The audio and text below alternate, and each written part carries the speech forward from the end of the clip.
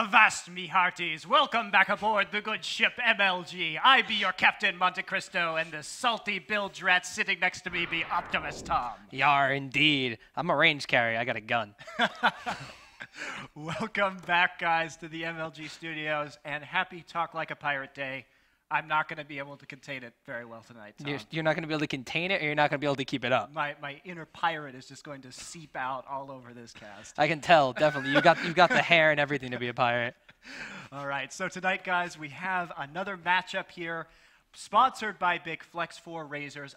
$1,000 up for grabs, winner takes all, no quarter given between Team Dynamic and CLG Prime. $1,000 is a lot of booty, Monte Cristo. Both these teams have played each other quite recently, actually, quite frequently. And Team Dynamic kind of getting the short end of the stick, had to walk the plank to keep the pirate analogies up. But CLG has been looking very, very strong ever since their third-place performance at PAX. That's absolutely true. They have been, and they just seem to keep getting better and better. You know, we saw them pretty decisively beat Legion last week using a very interesting poke strategy that we hadn't seen before. So before we talk too much about last week's game, I hear you got a top 5 for us up. Yes, indeed. If you guys are just tuning in for your first prize fight, well, we got a nice top 5 for you, ladies and gentlemen, so you can get right back up to speed to know what exactly it is we're going to be doing today.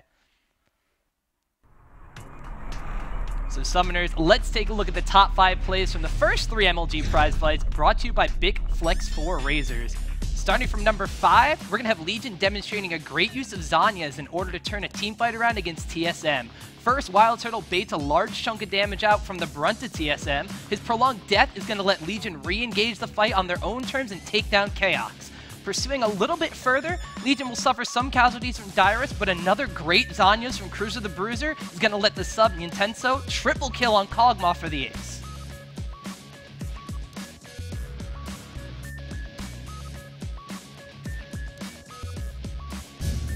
Number 4 is going to feature Legion once again, but this time it's against CLG Prime. With a mid-game lead, CLG attempts to push down the inhibitor mid lane, but Laudamotus on Alistar and Prowly on Zyra get a great jump on the CLG poke comp, trying to disengage, netting 2 quick kills. Voyboy on the backside is able to take down Muffin Cutie, while Doublelift nets a double kill and duels Prowly to the death in cold, hard blood. Zyra's going to try to get the ultimate off to stop Doublelift, but a great shield will save him, only until Demunlal is going to kill him in cold blood. Play 3, we're going back to Legion and TSM being aggressive as ever with a level 1 fight. Xpecial's Blitzcrank will find Laudamotus on Rammus, but defensive ball curl keeps him alive long enough for Wild Turtle to snipe first blood. Burning 6 out of 10 summoner spells on TSM side, a nice turret shot is going to take Dyrus down for 2 kills for 1.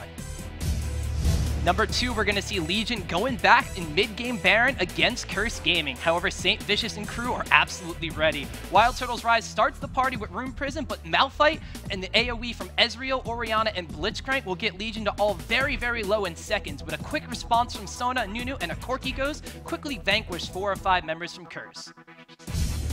Our top play of the show finds Curse Gaming with an incredible positioning in their own jungle as Legion tries to steal away the enemy's red buff. Turning to run away from the fight, a flash ulti coming out from Saint Vicious's Malphite hits every member of Legion, but the instant response from the team lets Corki escape while catching Curse in the Sona Nunu ulti death trap. 3 drops instantly while Corki pursues a 4th kill over the wall on Blitzcrank, and Legion chases down Ezreal to seal the deal with an ace. Ladies and gentlemen, that wraps up this edition of the Top 5, but don't forget, guys, you can check out a chance to be featured in your own MLG Top 10 if you check out MajorLeagueGaming.com/top10. Submit your best plays. Doesn't really matter what game it is. League of Legends, Dota 2, Heroes of Newerth, if anyone still plays that one, you guys can get your Top 10 featured in an MLG prize fight as well. Halo 4 coming up, too. Been announced for MLG Dallas already, so once that comes out, guys should be hitting up those, getting those screenshots and getting those video captures ready so you can get in the top 10 plays. I know. I don't know about you guys, but I got some plays I'm going to submit to top 10. Most of them feature me dying, and it's a great play by the other team, but it still counts. All right, Tom. So let's take a look at the rosters for today's match. We do have a sub happening tonight. The best sub in the world. The best sub in the world. Wild Turtle, the sub du jour, having subbed previously for Legion and CLG Black at different tournaments. CLG Black most recently at MLG Raleigh, the spring championship, or summer championship, excuse me, just a few weeks ago. Zion Spartan going to be in top lane as usual. An amazing Aurelia and Nidalee player. Also some Rumble. Yeah, we've seen a lot of really good Rumble coming out from Zion Spartan, especially at Rally. Yeah, and Wild Turtle, by the way, guys, he's playing AD carry tonight. Yeah, he normally doesn't play mid lane. That's the one weird thing. Wild Turtle's been known as the sub mid lane. He actually mains AD carry. Yep. So it'll be interesting. We've seen him play AD Ezreal in mid lane in a prize fight, actually, yes, where he rolled Reginald on TSM in mid lane, playing AD Ezreal against Reggie's Morgana. Pixel going to be there on support. Has been playing some pretty good Blitz recently. He's been playing a lot of Blitz, but he's also been playing Blitz with Zig, who pretty much only plays Corki. I believe at MLG Rally, he had 16 games clocked in, with 16 games as Corki. So there's one after another. They were just playing Corki Blitzcrank. I believe there was a Corki Terror combination as well. So he plays a little bit more aggressively in the support role. Absolutely. Nintendo X, of course, the quintessential ultra-aggressive jungler. The Olaf. Riven, he's also been playing some Nunu recently, so we might see that come out tonight. Paradoxical AP carry there in mid lane, a Cassiopeia player known for that snake. Yes, indeed. So we're going to have to see if Paradoxical is going to reprise the role of Cassiopeia and how CLG is going to react to that one, because CLG has been playing some very interesting champions in their own. Of course, we have Big Fat LP GG in the AP carry mid lane. We saw him playing Xerath last week at the prize fight against Legion. They did a very interesting poke composition. You don't normally see Xerath in tournament play, but GG definitely brought it back into the spotlight for just a little bit. And now, taking a look at CLG Prime, they will be fielding their full lineup tonight. Of course, they are now all in the CLG mansion in LA together. Big Fat LP being the AD carry. Been playing a lot of TF, Anivia. He has been playing TF too. And now, as you mentioned it, CLG is actually in the same house as CLG EU, so I can only imagine how deadly GG's Anivia has gotten now that he's been able to practice with Froggen.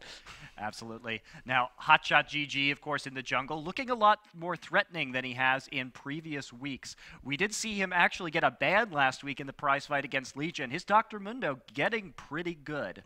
His Mundo is a very dangerous force to be reckoned with, on top of his Cho'Gath reprising his role from the old top lane. So now we have two potential very dangerous junglers for Hotshot, both of them being substantially tanky as opposed to more of the Shyvana or Nocturne we've seen recently, or more of the Maokai and the Nautilus kind of support junglers we saw him playing back at Anaheim. Yeah, that's right. He has made a pretty big switch. At Anaheim, he pretty much only played Nautilus, Nocturne, and Shen throughout the entire tournament. Now, he still plays Shen with some frequency. Nautilus has kind of gone out of vogue with most professional junglers, and certainly with Hotshot.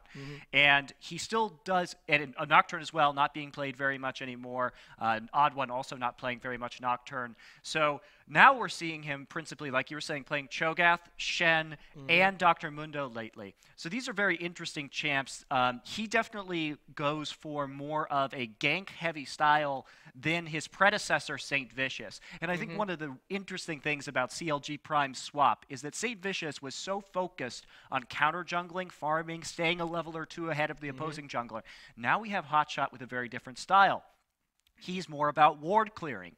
He's more about camping lanes and being a big lane presence, which has allowed other players, I think that Big Fat LP, he was known for a kind of passive style, if you will. A lot of people have commented on his passivity, but I think a lot of his style was affected by the fact that Saint just wasn't coming mid lane. That's not really what Saint does very often. Not to mention the fact that Hotshot, when he was playing top lane, was known to literally push the lane all the way. I believe I Am China last year, we saw Hotshot playing solo top Galio. His team was defending, his Nexus was basically being beaten on. He was just pushing top lane. That was just the way he played. He farmed extremely heavily, got 250 CS, and then was like, okay, maybe I'll do something like push a lane. Now completely changed his outlook on the entire game by switching to the jungler role. He's playing these, like you said, he's going for ward clearing, he's trying to generate map advantage other ways other than just pushing a lane. As you mentioned, he did wind up playing Shen a little bit. He still has the tendency to go for that split push comp, but that's something that CLG has been known to play, and it's something they've tried and practiced with and they're very familiar with.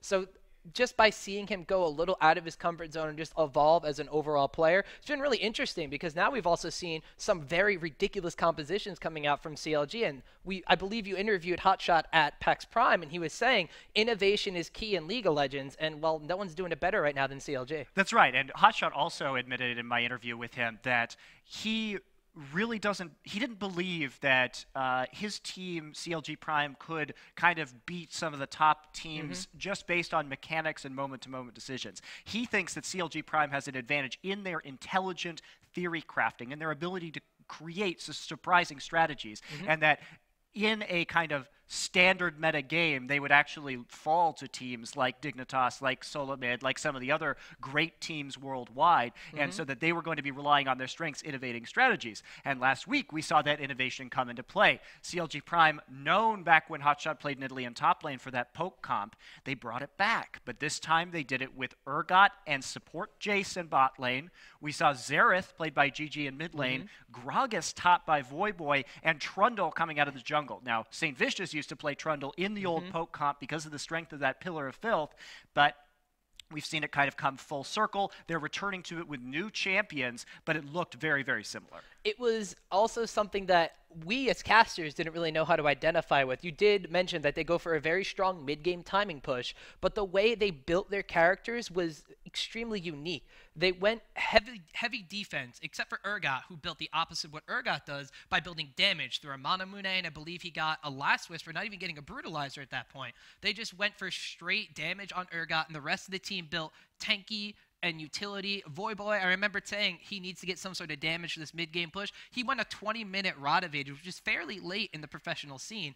On top of this, they had triple Shirelia's Reverie, so they were constantly darting in and out of combat, literally using the poke to kite Legion around. Even though Legion had a great initiation, they had a Zyra, they had an Alistar, they had ways to really get up in the face of CLG, especially a Xerath, who's literally going to stand there. He's not going to move when he's rooted down, but they just had so many ways to cleverly move about it that by the time they got to a 35-minute mark when normal poke compositions fall apart, they were stronger than ever. Absolutely. I mean, it was really a pleasure to watch. The VODs are up on Major League Gaming website if you guys want to go check them out later. And in fact, if you were watching the cast from before, you saw the replay immediately before we started tonight. So we do have all the... Oh, no, we're still waiting for one of the players in the game. A wild turtle has yet to appear in the lobby. A lobby. wild turtle has yet to appear, so they're still waiting on that sub. Looks like they've invited Locust. I think they might be desperately searching for a sub at this point. I think they might actually be taking a page out of Curse's book. Listen, Wild Turtle, if you don't show up, I will get Locust in here. I will put Locust on the team. Oh, you slay me, Tom. Yar. Oh, man. Okay. We do have him in. He just came into the game, so we should be getting the picks and bans going shortly. Readies are being called out, so we will get in right away and see what CLG Prime has in store for us this week. They did manage to surprise us last week with the new strategy. This is a great place for them to workshop up-and-coming compositions, so we'll have to see if they pull out anything new. They did do very well against Team Dynamic last night, and Team Dynamic, I think, probably took a break after the regionals because they don't have a lot to practice for at the moment, probably taking it easy before they gear up themselves to get into the top 8 in Season 3. And it's very interesting, actually. These prize fights do present a chance for viewers out there to see the teams that aren't going to be prepping for Worlds. A lot of these teams, and CLG is actually kind of exclusive in this one, they don't want the strategies being revealed. CLG is very, very fine just going out there and doing this. We saw Invictus Gaming doing the exact same thing. There was a prize fight they actually did against CLG at the OGN tournament, as well as some recent online qualifiers. They've come out and they've shown basically their entire hand, and they're like, look, we're going to present you with this, but you're still not going to be able to deal with it. Yeah, I mean, well, it's going to be very interesting to see how many of these strategies that we're seeing from these top teams actually make it into the World Finals in just, 3 weeks? It's coming up, Tom. It's coming real close. It's coming up.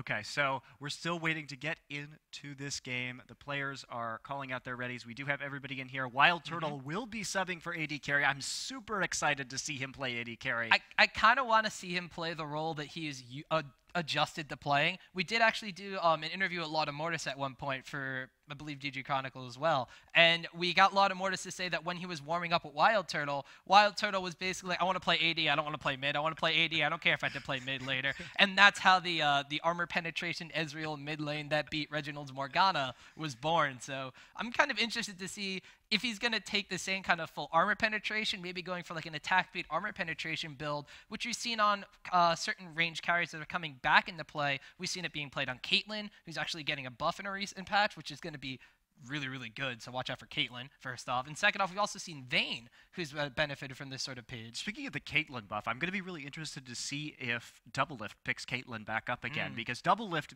when he first started as an AD carry back on Curse, when he switched from support, he actually was really well known for his Caitlyn play, and I know he really likes that champion. So I hope that we get to see some more Peter Peng Caitlyn. Peter Peng.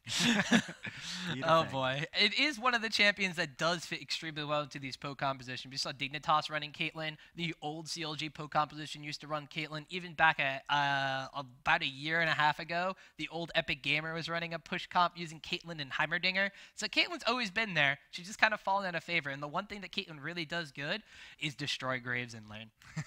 That's very true. That's very, very true. It's just getting her into the late game is somewhat difficult, which is why. But also, I think what else is going to help Caitlyn be more viable is Nunu in the jungle, because that Blood Boil, since Caitlyn doesn't have an attack steroid, is really, really awesome. And we do have picks and bans going right out of the gate, and CLG does not want Nintendo getting Olaf. Surprise, surprise, Olaf is the first ban right out of the gate, and Team Dynamic's going to respond with a very quick Shen ban, as you mentioned. Hotshot and Voyboy both being very capable Shen players, so they don't want any Shen shenanigans going on in this game. Shenanigans? Shenanigans. Yeah, and so let's see what the rest of these bans end up being. I'm very curious what CLG Prime thinks is a threat. Aurelia, that's going to be for Zion Spartan. Zion Spartan, an excellent Aurelia player, as we were mentioning when we were looking at the lineups for the teams earlier tonight. Nidalee also a pretty common pick for Zion Spartan, as well as Rumble, but we haven't seen as much Rumble since he got, I won't say they were nerfs, it was like a bug fix. Tweaks that fixed a bug that he was doing too much damage. So now that he's not been seen in competitive play as much as he was before. And we do see a Diana ban going out from Team Dynamic. CLG Prime, I haven't seen them playing a lot of Diana. Voyboy's been playing Diana in top lane, and Voyboy's been really interesting. He was playing Gragas in top lane last week. He's been playing Diana in top lane recently. They're really liking these AP champs, these kind of unconventional AP champs up in top lane. Of course, Diana much more of a common top lane pick than Gragas, for instance, but still not super common. But that's been kind of what CLG Prime has been doing recently and the team comps that they've been experimenting with. Maybe Voyboy's got a little bit of Pobelter syndrome, thinking he's going to switch to mid lane and start a new team. I don't know, we'll have to see. But we do have Morgana and Alistar being the last bans out. Nobody wants to play against jungle Alistar. Nobody even wants to play against support Alistar. He's just super aggressive from the get-go. Yeah, Chowster's a good Alistar, and we have seen Hotshot play jungle Alistar a couple of times. Not his most frequent pick, but definitely something he's comfortable with, especially after training so heavily in Korea with Snoopay. You got to believe that Snoopay's given him some jungle alley tips. I would not doubt it whatsoever, and we do have the Fat Man Gragas being picked up right away from CLG, so Gragas still a very, very viable and very highly sought-after first pick, despite him getting some of his own nerfs. And the weird thing about this pick is now you don't know where Gragas is going. You can first pick him because it's unclear. Last week, Game 1 for the prize fight, we saw Big Fat LP play Gragas. Game 2 went to Voyboy. So really, both these players very comfortable. And these are the dangerous picks on teams when both the mid and the top player can play the same champion. We've seen that coming out of Azubu Blaze with Vladimir. Both Reapered and Ambition able to be extremely good in either lane. So very confusing picks if you're an opposing team. And if they pick up Mundo here, then no one will know because Mundo goes where he pleases. But they do have Jace on the side of Team Dynamic. They're hovering over Nunu for a little bit. Nintendo is going to wind up picking that one up, so we're going to see if it is going to be indeed jungle Nunu. 9 times out of 10, I'd probably say it is. I think it's very likely that Nintendo Dex will be playing Nunu in this comp. I am curious, though, if they're going to play support Jace. That is coming up. That is an up-and-coming thing. We've seen Azubu Blaze play it. Lust Boys pulled out the support Jace. CLG Primes pulled out the support Jace. I don't know how good Zion Spartan is with Jace. I haven't seen him play it yet. Neither, actually. Yeah, we'll have to wait and see where that pick actually goes. Probably to Zion Spartan, but we won't know for sure. Ezreal coming out now for Doublelift. Oh, nope, he's switching over to Tristana. You see, Tristana is a character I would like to see in the AD carry role a little bit more often. Of course, we all know how good Aphromoo is with his Tristana. We're going to see if Doublelift is going to wind up picking up Tristana as well. Nope, now they're hovering over Graves. And they're also not picking another champion, trying to figure out, okay, they are picking the support in AD. Was kind of figuring they're going to go at the two at the same exact time, leaving that means that potentially a mid or a top lane, and then leaving their jungler for last, since jungler's not really going to be able to be countered as easily. But they're going to have a lot of poke coming from that Graves buckshot and the Sona Q. It's going to be a very a pokey lane. Yeah, that's going to be very, very aggressive. I'm going to be very interested to see how that is going to go down. CLG Prime in general has been playing extremely aggressive bottom lane compositions yesterday. We've seen Chowster playing support Galio frequently and support Jace and not leveling Bulwark on Galio, instead going straight for maxing Resolute Smite. So they were just doing a ton of damage in that bot lane last week. And then switching to Jace later, getting the Shock Blast first, like maxing that ability, and they just go for really hard harass, and that's almost certainly what we're going to see in this lane too, with Hymn of Valor coming from Sona with that Graves Buckshot. And don't forget that also Chowster has been picking up Promote a lot recently on his support character. It doesn't even matter if they're going for the specific composition, he's just been kind of getting it to go and push that bottom lane. So if he is going to be playing very aggressive, like you said, Galio, he was all about pushing the lane, keeping them against the tower, and harassing with a very long-range AD.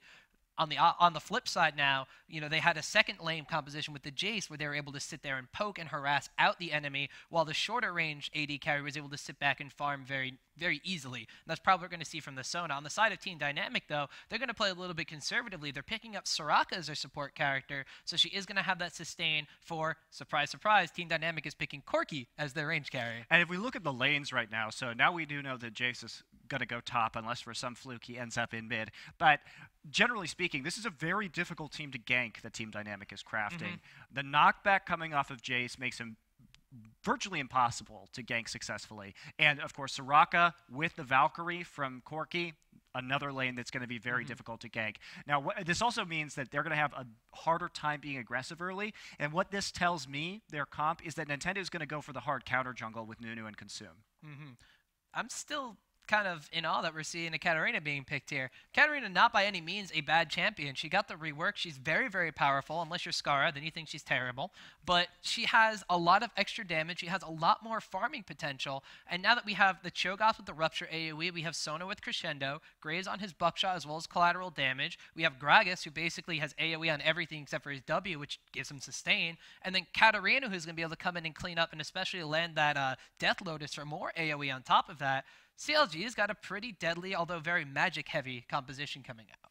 Yeah, and every time we see Cho'Gath, Jungle Cho'Gath, I'm really honor-bound to mention, I did an interview with the Odd One at PAX Prime, and I asked him straight up, you know, is it a good idea to play Jungle Cho'Gath without a hard CC in the lane because it's so hard to hit Rupture against a good player? And he just said no. So I'm looking at CLG Prime's comp right now, and the only lane hard CC they have is Sona's ultimate Crescendo. So I'm a little concerned as to whether Hotshot will be able to hit that skill shot. Last pick coming out, Anivia for Para. This is very interesting. Anivia is going to be a bit fragile in that mid lane.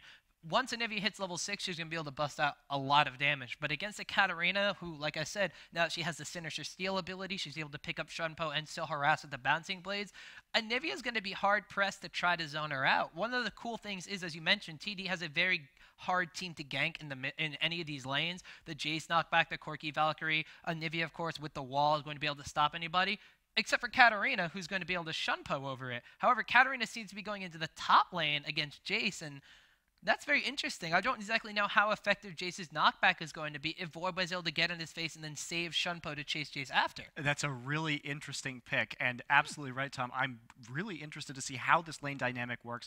And again, this is another pick from Voidboy. Another AP. An AP assassin champ like Diana that you're seeing a pickup up in that top lane. And now they picked Anivia, which will give them some leeway to stop the Katarina Death Lotus.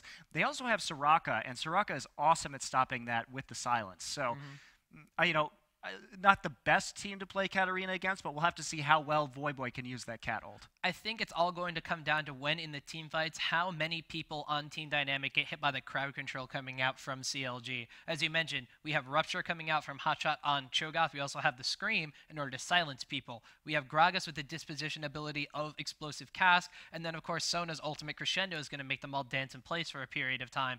If they're able to either chain them together on everybody or hit every single member of Team Dynamic save 1 or 2 and just knock them out of the fight or disable them long enough for Katarina to get in there and deal a decent amount of damage and not get the counter crowd control placed on her, they're going to have a very deadly composition because you're going to be focused on dodging the AoE. You're going to be focused on dodging Katarina's damage. And then you have Graves still that's going to be in the background, just like, oh, by the way, I'm going to quick draw forward. I'm going to deal a lot of physical damage you're not building against because we have 4 magic dealing champions on our team, 4 ability power based champions, and you're not going to expect me to come in here and collateral damage across the entire team and pick up pentakills.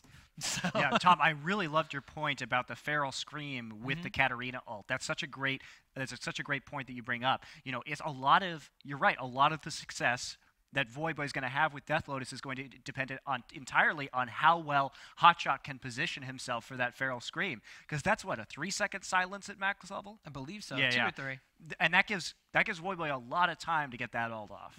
Not to mention Katarina, not as reliant on her Death Lotus as much as the combination of her skills and putting those marks on champions. So even if she goes to Shun Point, Death Lotus gets silence and then is able to Sinister Steel, a Bouncing Blade and Sinister Steel. That's just a ton of damage coming out from the side of CLG. Meanwhile, Team Dynamic, like you said, they still have a great disengaged team. They have ways to counteract the ganks. Team fights, they're also going to be a little bit deadly because they have the Absolute Zero. They have the Anivia, who can, if Nunu lands one of those Ice Blasts, Anivia's going to synergize with that, and he's going to be able to get the critical strike.